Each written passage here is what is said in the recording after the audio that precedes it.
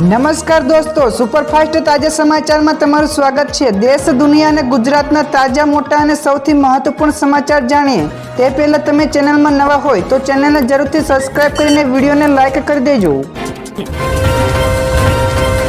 સૌથી પહેલા દોસ્તો આપણે વાત કરીએ તો વરસાદને લઈને નવી આગાહી સામે આવી છે। તો ગઈકાલે state emergency operation centre Gandhinagar ખાતે વેધર વોચ ગ્રુપની બેઠક યોજાઈ હતી, જેમાં આવનારા અઠવાડિયા દરમિયાન ક્યાં વરસાદ પડશે તે અંગે પણ જણાવવામાં આવ્યું હતું। તો આવનારા અઠવાડિયામાં સૌરાષ્ટ્ર અને દક્ષિણ ગુજરાતના વિસ્તારોમાં અમુક સ્થળે ગાજવીજ સાથે હળવાથી મધ્યમ વરસાદ પડી શકે છે। તો આ ઉપરાંત ચોમાસામાં વરસાદની જે તે પરિસ્થિતિને પણ પહોંચી વળવા માટે ડિપ્લોયમેન્ટ પ્લાન પણ તૈયાર કરાયો છે। તો આ તમામ ટીમો એલર્ટ પણ છે।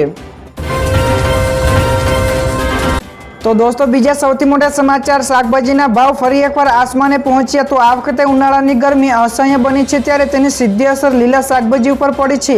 તો દોસ્તો તમને જણાવી દઈએ કે છેલ્લા 15 દિવસથી શાકભાજીના ભાવ આસમાને પહોંચ્યા છે, ત્યારે લીલા શાકભાજીની સાથોસાથ બટાકા અને ડુંગળીના ભાવમાં પણ ધરખમ વધારો થયો છે। તો સામાન્ય દિવસોમાં ડુંગળી અને બટાકામાં ₹15 કિલો પ્રતિ મળી રહ્યા હતા, ત્યારે હાલમાં લીલા શાકભાજી ₹100 થી લઈને ₹160 પ્રતિ કિલોએ મળી રહ્યા છે। તો બીજી બાજુ લોકલ આવક થતા લીલા શાકભાજીની અછત પણ સર્જાય છે। આગળના દોસ્તો વધુ એક સૌથી મોટા સમાચાર, સ્કૂલ વાહન ચાલકોની હડતાલથી વાલીઓ મુશ્કેલીમાં। જ્યાં દર્શક મિત્રો રાજ્યભરમાં 80,000 થી વધારે સ્કૂલ વાહન ચાલકો હડતાલ ઉપર ઉતર્યા છે, જેથી વાલીઓ પણ મુશ્કેલીઓમાં મુકાયા છે। તો સુરતમાં સવારથી જે વરસાદ પણ પડી રહ્યો હતો, ત્યારે વાલીઓને વરસાદ વરસતા બાળકોને સ્કૂલે મૂકવા જવાની ફરજ પણ પડી હતી, ત્યારે રાજ્યના અન્ય શહેરોમાં પણ આવી જ સ્થિતિ સર્જાય છે। તો વાલીઓએ રોષ વ્યક્ત કરતા કહ્યું કે ખોટી રીતે હેરાન કરવામાં આવે છે, ત્યારે આ તરફ વડોદરાના સ્કૂલોમાં પણ વાહન ચાલકોની હડતાલના કિસ્સાઓ સામે આવ્યા છે। ત્યારબાદ દોસ્તો બીજા સૌથી અગત્યના સમાચાર, અમેરિકા અને યુરોપમાં ભારતીય પ્રોડક્ટની માંગમાં સતત વધારો। તો ભારતનું મેક ઇન ઇન્ડિયા મિશન નવી ઊંચાઈઓને આંબી રહ્યું છે। તો દેશ વિદેશમાં હવે ભારતીય ચીજવસ્તુઓની માંગમાં સતત વધારો નોંધાઈ રહ્યો છે, ત્યારે ખાસ કરીને અમેરિકા અને યુરોપ જેવા દેશોમાં ભારતીય પ્રોડક્ટની માંગમાં સતત વધારો થયો છે। તો છેલ્લા 10 વર્ષમાં ભારતની કુલ નિકાસમાં અમેરિકાનો હિસ્સો 19% વધીને 23% થયો છે, જ્યારે યુરોપનો હિસ્સો 18% વધીને 23% ઉપર પહોંચ્યો છે। ત્યાર પછી ફટાફટ દોસ્તો આગળના બીજા સૌથી મોટા સમાચાર, ચોમાસાને લઈને ચિંતાજનક સમાચાર। તો હાલ રાજ્યમાં વરસાદની આગાહીઓ તો કરવામાં આવે છે, પરંતુ આની વચ્ચે એક ચિંતાજનક સમાચાર પણ સામે આવે છે કે ગુજરાતમાં ચોમાસાની સિસ્ટમ હવે નબળી પડી રહી છે, ત્યારે ચોમાસું દક્ષિણમાં હજી નવસારી સુધી જ અટક્યું છે, ત્યારે રાજ્યમાં હજી મધ્યમ વરસાદની આગાહી કરવામાં આવી છે। તો દક્ષિણ ગુજરાતના જિલ્લાઓમાં પણ વરસાદ પડવાની આગાહી છે। તો સૌરાષ્ટ્રના મોટાભાગના વિસ્તારોમાં ગાજવીજ અને ભારે પવન સાથે તેમજ ઉત્તર ગુજરાતમાં સામાન્ય વરસાદ આવી શકે છે। તો અમદાવાદ અને ગાંધીનગરમાં પણ ગાજવીજ સાથે વરસાદ પડવાની આગાહી કરવામાં આવી છે।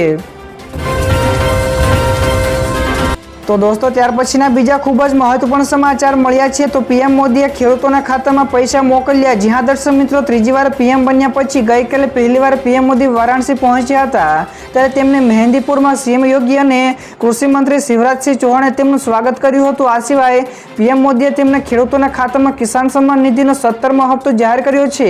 ત્યાર પછી દોસ્તો પીએમ મોદીએ 17મા હપ્તાના 20,000 કરોડ રૂપિયા ખેડૂતોના વિવિધ ખાતાઓમાં ટ્રાન્સફર પણ કર્યા હતા, ત્યારે પીએમ મોદીએ ગઈકાલે ડિજિટલ કિસાન નિધિનું કાર્ડ પણ લોન્ચ કર્યું હતું। ત્યાર પછી તેઓ પીએમ કાશીના કોતવાલ મહાકાલના દર્શન પણ કર્યા હતા અને ગંગા માની આરતી પણ કરી હતી। તો દોસ્તો આ સિવાયના બીજા સમાચાર વિશે આગળ આપણે વાત કરીએ તો ગુજરાત ગૌણ સેવા પસંદગી મંડળે આપ્યા મહત્વપૂર્ણ સમાચાર। તો તૈયારી કરનારા ઉમેદવારો માટે ખૂબ જ કામના સમાચાર સામે આવ્યા છે।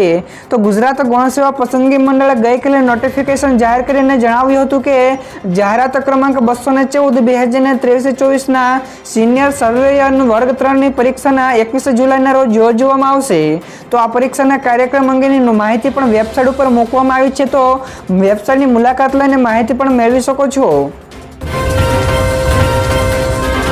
ત્યારબાદ દોસ્તો બીજા સૌથી મોટા સમાચાર સામે આવ્યા છે। ભારત પાસે પાકિસ્તાન કરતાં પણ વધારે પરમાણુ હથિયારો છે। જ્યાં દર્શક મિત્રો ભારતે પરમાણુ હથિયારોના મામલે પાકિસ્તાનને પણ પાછળ છોડી દીધું છે।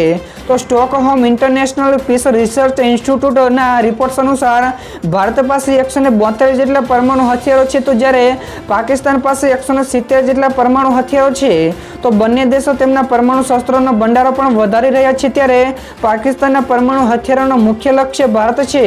તો જ્યારે ભારત સમગ્ર ચીનને આવરી લે તે મસાલો પણ વિકસાવી રહ્યું છે. આગળના દોસ્તો વધુ એક સૌથી મોટા સમાચાર, એક સાથે 41 જેટલા પીઆઈની બદલી કરવામાં આવી છે. તો લોકસભાની ચૂંટણીઓ પૂરી થયા બાદ ગઈકાલે સુરતમાં એક સાથે 41 જેટલા પીઆઈની બદલી કરવામાં આવી છે. તો શહેર પોલીસ કમિશનર અનુપમા ગહેલોતે એક સાથે 41 પીઆઈની સાગમટે બદલી કરી છે. તો સુરત એસઓજીના પીઆઈ અશોક ગોહિલની પણ બદલી કરીને તેમની જગ્યાએ રાંદેર પોલીસ સ્ટેશનના પીઆઈ એસ સોનારાની નિમણૂક કરવામાં આવી છે. જ્યારે આ સિવાય સલાબતપુરા, ખટોદરા, ચોક બજાર, કાપોદ્રા, અમરોલી, થાણા પોલીસ સ્ટેશનમાં પણ પીઆઈની બદલી કરવામાં આવી છે.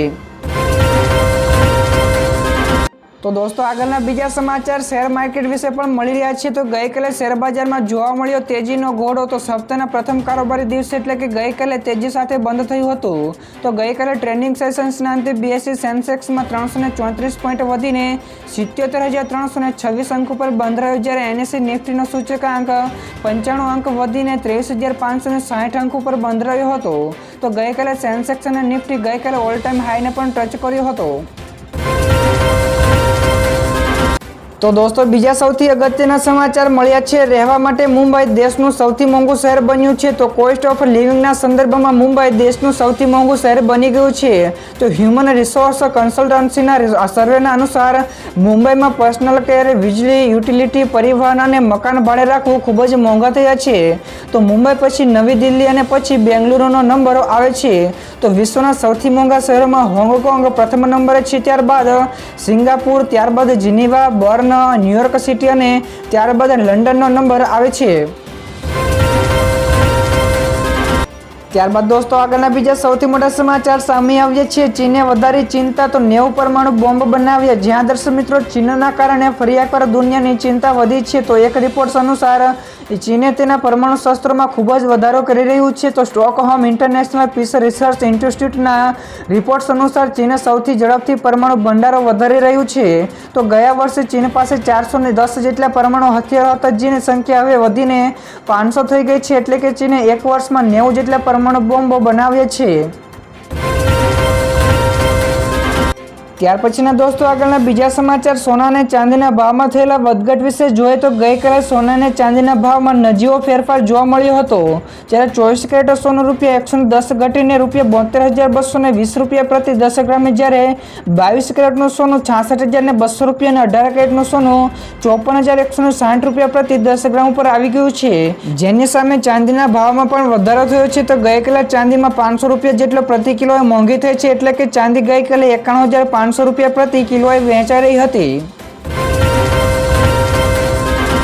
ત્યારબાદના દોસ્તો બીજા સૌથી અગત્યના સમાચાર સામે આવ્યા છે. ટાટ પાસ ઉમેદવારોના ગાંધીનગરમાં ફરી એકવાર ધરણા. તો ટાટ પાસ ઉમેદવારોની લાંબા સમયથી એક જ માંગણી છે કે કાયમી શિક્ષકોની ભરતીઓ કરવામાં આવે, જેને લઈને ફરી એકવાર ગાંધીનગર ખાતે ગઈકાલે ટાટ પાસ ઉમેદવારોએ ધરણા ઉપર ઉતર્યા હતા. ત્યારે સરકારને રજૂઆત કરવા માટે ઉમેદવારોએ વિરોધ સાથે ધરણા પણ પ્રદર્શન કર્યું હતું. જો કે પોલીસ અને ઉમેદવારો વચ્ચે ઝપાઝપીના દ્રશ્યો પણ જોવા મળ્યા હતા. ત્યારે ઉમેદવારોને ટીંગાટોળી કરીને પણ લઈ જવામાં આવ્યા હતા. ત્યારે પોતાના હક માટે લડતા ઉમેદવારો સાથે આ કેવો વ્યવહાર થઈ રહ્યો છે દોસ્તો, ફટાફટ નીચે કોમેન્ટ કરીને અમને જણાવજો. ત્યાર પછીના દોસ્તો આગળના બીજા સૌથી અગત્યના સમાચાર મળ્યા છે. અગ્નિકાંડને લઈને મોટી અપડેટ. તો રાજકોટમાં ટીઆરપી ગેમ ઝોનની અગ્નિકાંડ મામલે ગઈકાલે ફરી એકવાર નવી અપડેટ સામે આવી છે. તો તે અનુસાર આરએમસીમાં મ્યુનિસિપલ કમિશનરે 35 જેટલા કર્મચારીઓને બદલી કરી છે. તો બાંધકામ વિભાગના 13, ટાઉન પ્લાનિંગ વિભાગના 12 અને વોટર વર્કર્સના 7 કર્મચારીઓની બદલી કરાઈ છે. તો બીજી તરફ આ કેસમાં કોર્ટે પૂર્વ ટાઉન પ્લાનિંગના ઓફિસર મનસુખ સાંગઠિયાના 6 જેટલા દિવસના રિમાન્ડ પણ મંજૂર કર્યા છે. જો કે ક્રાઇમ બ્રાન્ચે તો 7 દિવસના રિમાન્ડ માંગ્યા હતા. તો દોસ્તો ત્યાર પછીના બીજા સૌથી અગત્યના સમાચાર મળ્યા છે. એલોન મસ્ક ફરી એકવાર બન્યો દુનિયાનો ધનિક વ્યક્તિ. જ્યાં દર્શક મિત્રો બ્લુમબર્ગ બિલિયનર્સ ઇન્ડેક્સ અનુસાર એલોન મસ્ક ફરી એકવાર દુનિયાના સૌથી અમીર વ્યક્તિના લિસ્ટમાં સામેલ થયા છે. તો ટેસ્લાના શેરમાં 5% વધુના વધારાના કારણે એલોન મસ્કની સંપત્તિમાં વધારો થયો છે. ત્યારે ટેસ્લાએ છેલ્લા 6 વર્ષમાં પ્રગતિ કરી છે, જેના માટે કંપનીના શેરધારકો દ્વારા મસ્કના $44 બિલિયનના પગાર પેકેજની પણ મંજૂરી આપવામાં આવી છે. જ્યારે એલોન મસ્કના નેટવર્થમાં હાલમાં $563 અબજ નો વધારો થઈ રહ્યો છે. ત્યાર પછી ઝડપથી આગળના દોસ્તો બીજા સમાચારની વાત કરીએ તો દૂધમાં ભેળસેળના મોટા કૌભાંડોનો પર્દાફાશ. જ્યાં દર્શક મિત્રો જેતપુરમાં દૂધના ભેળસેળ કરીને દૂધના ટેન્કરમાંથી દૂધ ચોરીને તેમાં પાણી ભેળસેળ કરવાનું મોટું કૌભાંડ સામે આવ્યું છે. જેમાં આરોપી અન્ય શખ્સો સાથે મળીને આ કૌભાંડ ચલાવતો હતો, જેના ઉપર ટેન્કરોમાંથી 500 લીટર દૂધ ચોર્યાનો પણ આરોપો લાગ્યો છે. જોકે ફૂડ એન્ડ ડ્રગ્સ વિભાગે સ્થળ ઉપર પહોંચીને દૂધના પરીક્ષણ કરીને 2 ડ્રાઈવર સહિતના 6 જેટલા શખ્સોને લોકલ ક્રાઇમ બ્રાન્ચે અટકાયત કરીને 24 લાખથી વધુનો મુદ્દામાલ જપ્ત કર્યો છે.